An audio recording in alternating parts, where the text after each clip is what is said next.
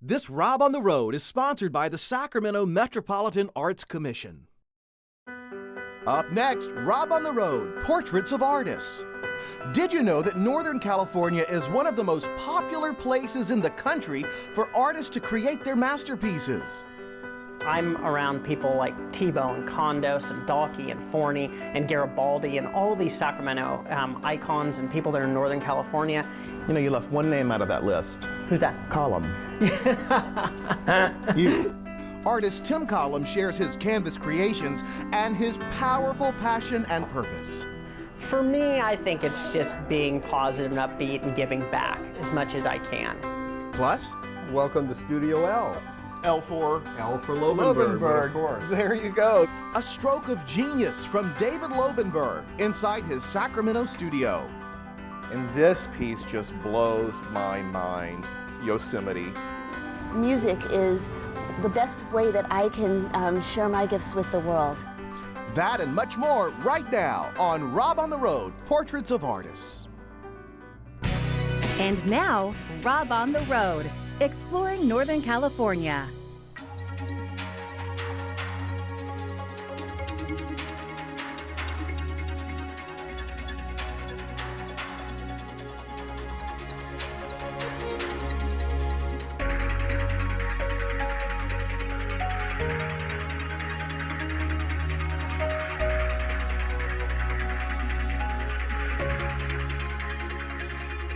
And he has been called an art phenom, and you are watching him at work.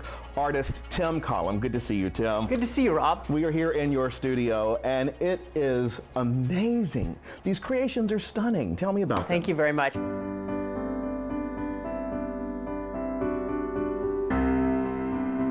It's really a late night release for me, and it's one of those things where I can express it on canvas with tons of color, tons of texture, and really just get as much paint on a canvas as possible.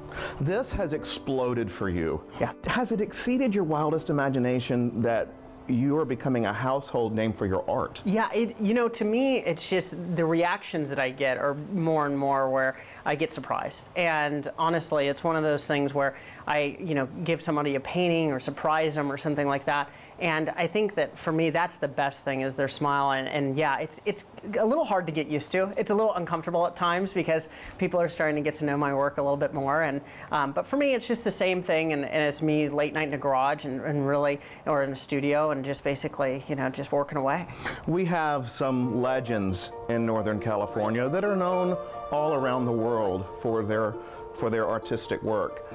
And you, Tim, have been compared to them. Yeah, those sentences are the things that make me really, I'm like, whoa. So but I see very it. Fortunate. I've interviewed them, and I see the caliber of work. Yeah, it's one of those things that I'm really fortunate where I live, Rob. And the thing is that I'm around people like Tebow and Condos and Dalkey and Forney and Garibaldi and all these Sacramento icons and people that are in Northern California. And I'm just fortunate to grow up kind of in their playground. So that's for me one of those things that I've gotten the chance to see their art firsthand and talk to them and definitely highly influenced with them. So I take a lot of their own style and each one of them and put it together into my own. You left one name out of that list. Who's that? Colum. See, that's still hard. It's a little uncomfortable for me to talk about, absolutely. You said something when we first started that I picked up on, and you said that sort of a late night release for you. Sure. And I was sitting here watching you paint. Right. And I felt such peace. There is. It's an incredible amount of peace. It's something you get lost in. It's almost a dance with a painting and a rhythm that you have. And it's something for me that it takes me to another place. So a lot of the times that I'm painting somewhere that I want to be, or painting somebody somewhere that I've been before. And that's one of those things for me that it's very quiet at times when I obviously don't have music blasting. But sometimes at 12 to 1 in the morning, there's no phone calls, there's no interruptions, there's nothing else, and it's just me, canvas, and some paint. What is it about these paintings that you think people are connecting with so much? That's a great question. And I think a lot of it is that people can relate to it. I think they're positive and they're upbeat and bright, and I use a lot of texture. And they're not so defined, and they're not so, I would say, so detailed that people get overwhelmed. It's a pretty simple picture that people look at, even though, as far as recreating some of these pictures are probably a little bit tougher to do, but at the same time, it's where people have been, and a lot of people have been there in these places, or they can relate to it, and they just want something that brightens up a room, and I deal with a lot of perspectives. It's so interesting that you paint from memory. Yeah, I do. I mean, memory is a big part. I try to stay away from painting from photography in general, just because I think, in a way, it dilutes what you can do. And for me, it's one of those things where I stay away from it. And a lot of memories come from a feel of where you've been. So it could be an atmosphere. It's something that you've been at it in the coast, and you feel the cold or whatever it is. And then I use a lot of blues and purples, and it transitions into a painting. And it transitions into an energy.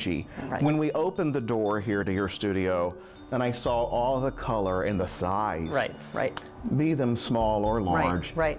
I felt happy. Right. Well, that's what I love. I mean, I love the ability to give art to people, or people buying my art, or whatever it is, and especially with the charity aspect too, where I can raise money, and people, it's a positive outlet. People want something that's in their house that they know that, there's a lot of positivity coming from it.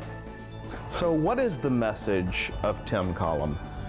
For me, I think it's just being positive and upbeat and giving back as much as I can, and doing whatever possible to share what's going on in my mind as far as the art is concerned.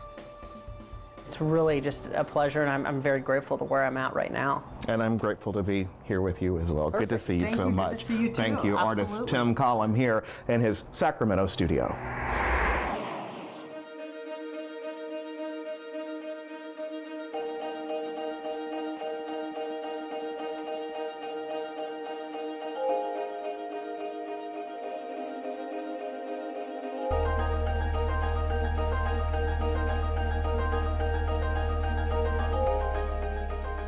I call this man the master of all mediums. We're inside the Sacramento Art Studio of David Lenberg. Good to see you, David. Same here, Rob. Welcome to Studio L. L for? L for Lobenberg, of course. There you go, there you go. I say master of all mediums because it fascinates me how you can go from oil to watercolor to acrylic. Well, what allows me to do that is, at a very early age, I learned how to draw. Drawing is a foundation. Can this be taught, or is this a born gift? It depends what level you want to get at. It would be like teaching somebody to sing or teaching somebody to dance. We can all do these things. It's amazing what human beings can learn how to do. I mean, it is a combination of sweat and hard work, but it's also a gift that they're born with. I look around your studio here, and this piece just blows my mind. Yosemite. It is so beautiful here. And you have been commissioned to do artwork all across this country. Yes. What does it mean to you to have your artwork living nationwide for all time? Oh, it's exciting. When I'm done with a painting, I have no ownership with it whatsoever. The joy is in the painting.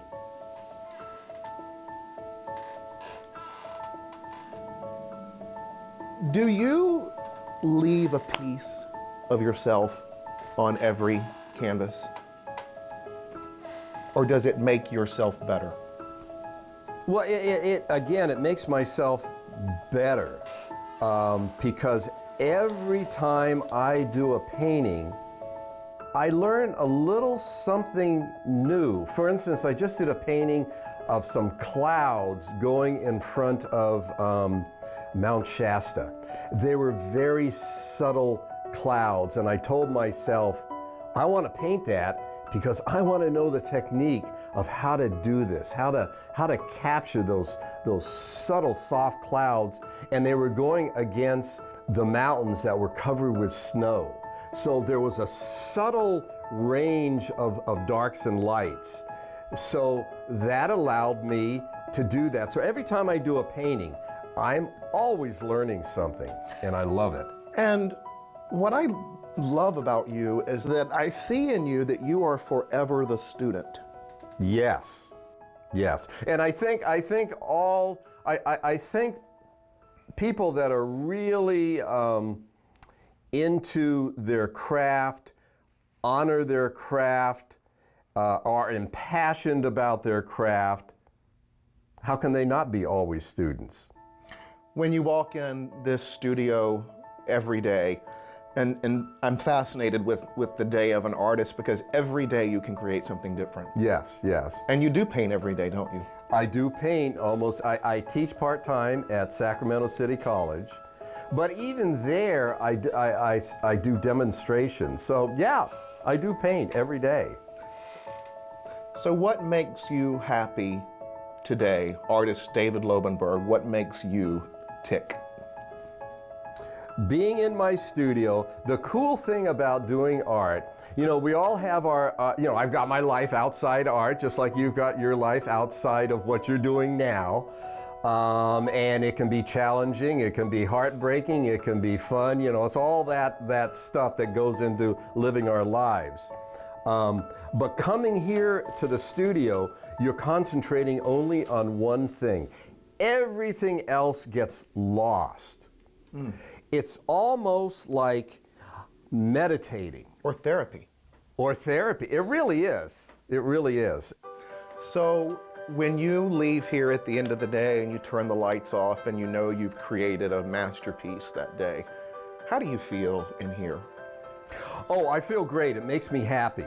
Or I'm doing a painting and it's going along fine. I'm not done, but end of the day, time to go home, have some dinner, relax, watch a little TV. But in the back of my mind, I can hardly wait for the next day because the painting's gone well and I'm so happy and I want to finish it. Now, the opposite can happen. Maybe I have a day where things are not going so well. Well, I got to admit, to a certain extent, it bums me out. On the other hand, I push that back because I know that I'll eventually solve my problems and I'll end up with a good painting. I gotta always keep that in my mind. You know, you are so lucky and so blessed to love what you do. Oh yes, yes, for sure. And we get to see it in your beautiful work. Yeah, it comes out in my paintings. It does. Yes. So we can't thank you enough. Hey, thank you. Good to see you as always, David. Thank you. Good to see you here at Studio L for Lenberg in Sacramento.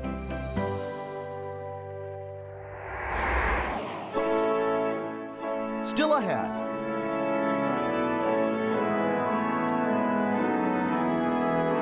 The Memorial Auditorium organ comes to life and fills the air with majestic music. Hear the inspiring story of an internationally known violinist. My father was unemployed most of the time, and we never knew whether I would be able to get a borrowed instrument and continue being able to pursue my dream. And he's sweeping Sacramento by storm. The story of Tapagami's Danny Shyal. I've found that oftentimes people make assumptions about the way in which they're going to interact with the world. And I found art to be the best tool to use to get people out of that everyday assumption. On Rob on the Road, Portraits of Artists. Let's go explore one of the area's most recognized buildings, the Sacramento Memorial Auditorium, where inside we found a historic organ that some people call a sleeping giant.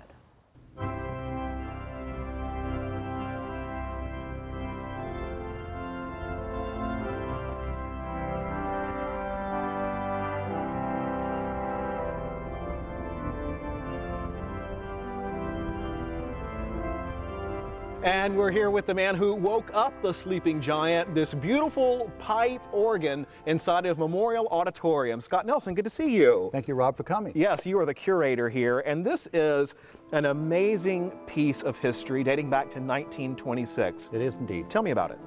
Well, most auditoriums in that era were required to have pipe organs so that they could accompany films or just any event that was required at that point, because an organist was always less expensive than an orchestra. And this auditorium was built in memory of soldiers who died in World War I. That's correct.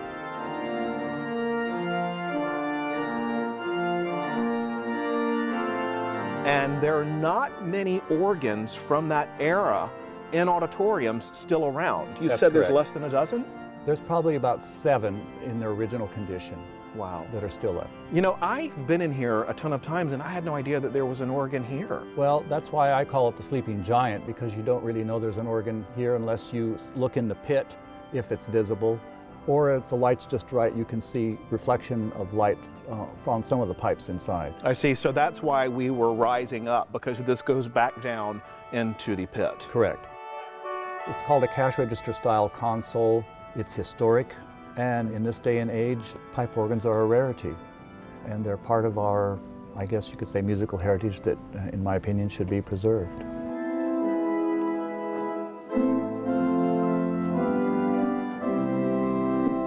It represents a part of our history. And as a mechanical instrument, it shows one of the most complex instruments ever built that you don't get to see, but you certainly get to hear it. Well, speaking of, can you take us to see some of it? I'd be glad to. All right, follow me. Let's get up in the rafters. Come on. Let's go explore. This is the relay room, or the brains of the organ. The brains of the organ. So this is all of the mechanical wiring and functioning. God, this is old. Right, this is original from 1926. The cables come from the console upstairs down through a trough, wooden trough that was built to protect it, and comes down in here and terminates. This is all hardwired and soldered. Everything had to be wrung out by hand. In the old days, they didn't have the luxury of modern technology. It's amazing to me that it still works. It's amazing to me that it still works. And Scott, what's behind this door? Oh my gosh, look at all these pipes. We're presently in the swell chamber, which is the third keyboard on the organ console. It's one of the most utilized divisions of the pipe organ. It has very loud stops and some of the softest stops in the organ. Is it rare to get to come in here? It is indeed. We keep a padlock on the door so that not just anybody can walk in. How many pipes? I mean, it must be thousands. In the total organ, there are over 3,500 pipes. You're kidding. In this room, there are probably over 900 pipes. Man, we are squeezed in here. You say this is the choir division? The choir division. This has some of the softest stops in the organ in it, as well as a duplex division, which is playable on another keyboard, which has some of the string stops of the organ on it. And everywhere I look, I see both metal and wooden pipes. Correct.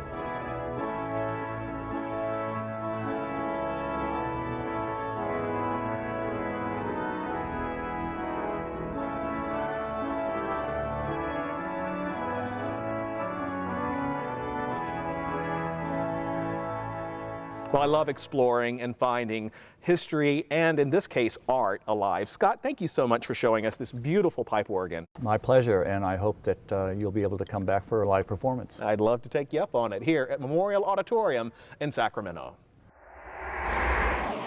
We all know how inspiring music can be, and very few people know that more than world-renowned violinist Rachel Barton Pine. Rachel, good to see you. Good to be here. It's nice to be with you outside of the Sacramento Community Center Theater. You have a very moving message behind your music. Tell me about that.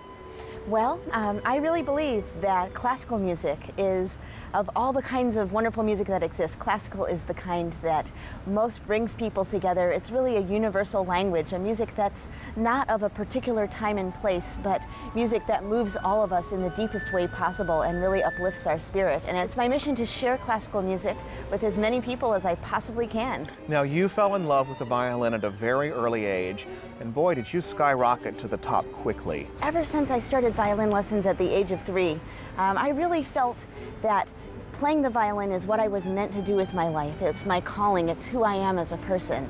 And all of the challenges I've had all the way through the years have never deterred me from that path. Because during my childhood and teenage years, my father was unemployed most of the time, and we never knew where the next scholarship was going to come from, whether I would be able to get a borrowed instrument and continue being able to pursue my dream, and holding on to my faith that music is the best way that I can share my gifts with the world. You inspire so many people through classical music. I'm curious, Rachel, how classical music inspires you. Oh man, that's a great question. Well, I mean, being a classical musician is fulfilling on so many different levels. Of course, there's all of the historic interest in learning about the composer's life and analyzing the score, and it's just very intellectually stimulating. And then of course it's fun, kind of like a sport, to get to play all those fast licks and all those challenging notes, and make yourself better and better as you practice and practice, kind of like doing Olympic figure skating or something. But all of that is just background to what it means to be on stage, which is really to fully experience the emotions of the music, and even more importantly, to reach out to those listening and share those feelings with them so that everybody gets caught up in the music together. And classical music goes farther than any other kind of music in terms of expressing absolutely every possible shade of emotion of the human experience. I want to just share music with absolutely everybody. And that's what you're doing here today with the Sacramento Philharmonic. Rachel, such a nice time speaking with you. Thank you for being here on Rob on the Road. My pleasure. We'll see you next time right here on Rob on the Road. Well, I am fascinated by the Rob on the Road that we have found for you today. An amazing artist, Danny Shyal. Good to see you, Danny. Good to see you, Rob. And we are sitting in the middle of Tape City. This is one of the coolest things I think I've ever seen. Oh, thank you so much. What is this? What we're sitting in the middle of, it's a city that's been made out of masking tape, but really what it is it's a modular sculpture. Okay. And I refer to it as an interactive social sculpture. Okay, what does that mean? I make my art everywhere I go, and I make it so I can interact with people and show them that art is just the same as going to work. It's just the same as doing, like your chores. It's just the same as going out and getting a drink. It's a way in which you approach life. And I also encourage people to make it with me when I go out.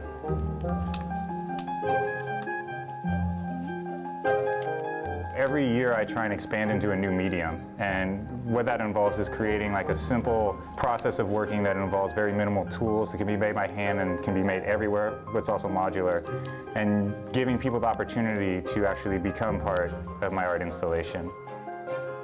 Well, literally, you and I are a part of it right now. That's why Yeah. I wanted to do this interview down on the floor, so we could bring you right into Tape City. You said Tapeopolis? Sometimes Tapeopolis. It has many names depending on where it is, and I encourage people to actually name their favorite buildings. They're also modular, so say, if you were to want to change one of the buildings, if I wasn't happy with it, or if I wanted to make it new, I had a new idea and I wanted to change the architecture, you can literally pick up any piece of the sculpture and just make it bigger.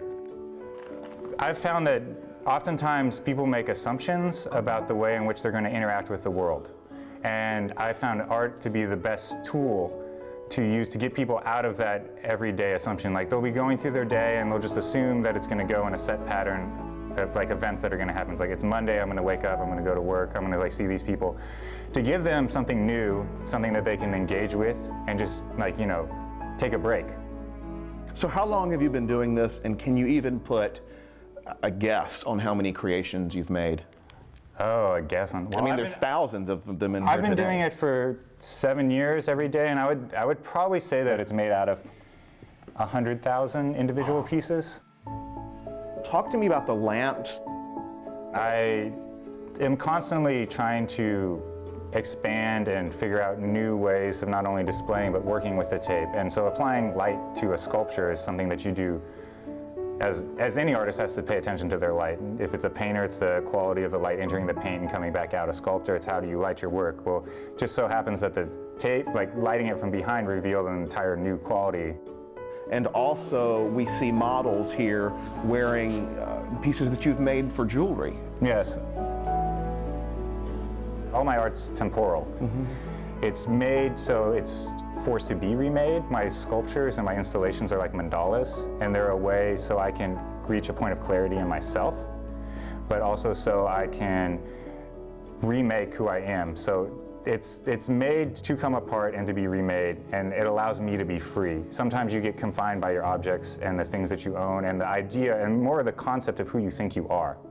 And so to be able to constantly rearrange who you are allows me to change my ideas very freely and openly and adapt to new situations and just become a person I want to be instead of the person I think I am.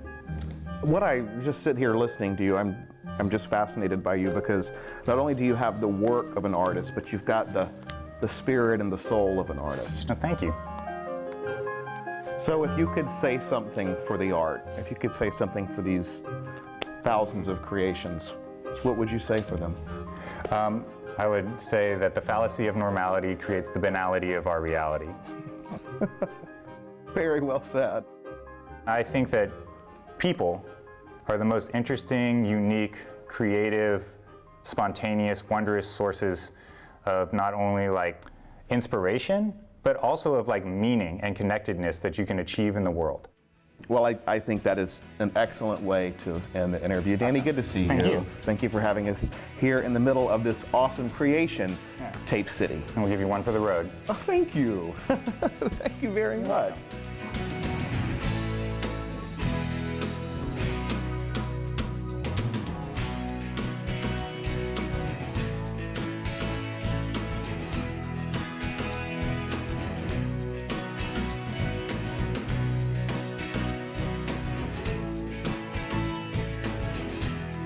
To order a DVD copy of this program, call 888-814-3923 or visit robontheroad.org. This Rob on the Road is sponsored by the Sacramento Metropolitan Arts Commission.